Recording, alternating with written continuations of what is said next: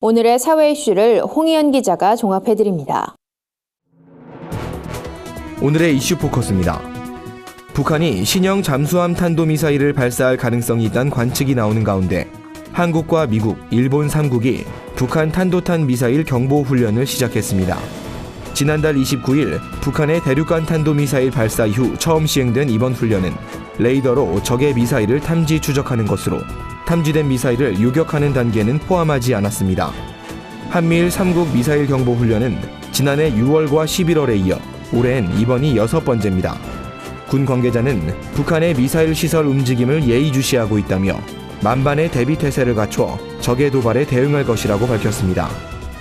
이동통신 가입 고객이 적립한 마일리지로 통신요금을 결제할 수 있도록 하는 방안이 협의되고 있습니다. 과학기술정보통신부와 이동통신 3사가 논의 중인 이 방안은 내년부터 시행될 가능성이 큰 것으로 알려졌습니다. 다만 마일리지는 휴대전화 요금 1,000원당 5에서 10원씩 적립되는 포인트로 유효기간은 7년이지만 번호 이동을 할 경우 곧바로 사라집니다.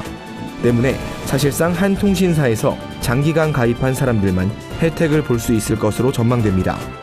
과기정통부 관계자는 최근 수년간 소멸한 마일리지 액수가 수천억 원에 이른다며 문제 해결을 위해 원만한 협의를 이뤄나가고 있다고 밝혔습니다. 공동주택 세대 안에서의 간접 흡연 피해를 막는 내용을 담은 공동주택관리법 개정안이 내년 2월부터 시행됩니다.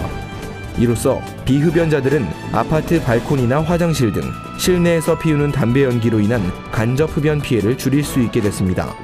개정안은 아파트 층간 흡연으로 인한 주민 간 분쟁에 개입할 수 있는 법적 근거와 절차를 마련했습니다. 피해자가 아파트 관리사무소에 층간 흡연 신고를 하면 해당 경비원이 사실관계를 확인하고 간접 흡연 중단이나 금연 등을 권고할 수 있도록 한 겁니다.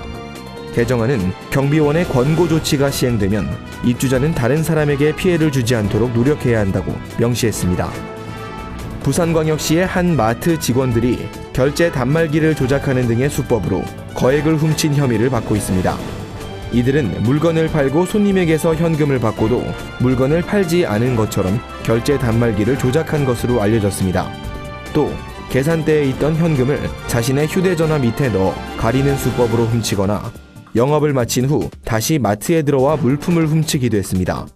경찰은 이들이 모두 500차례에 걸쳐 현금과 물품 2,300만 원 상당을 훔친 것으로 보고 있습니다.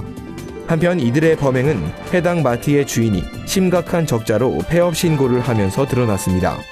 구티비 뉴스 홍우현입니다.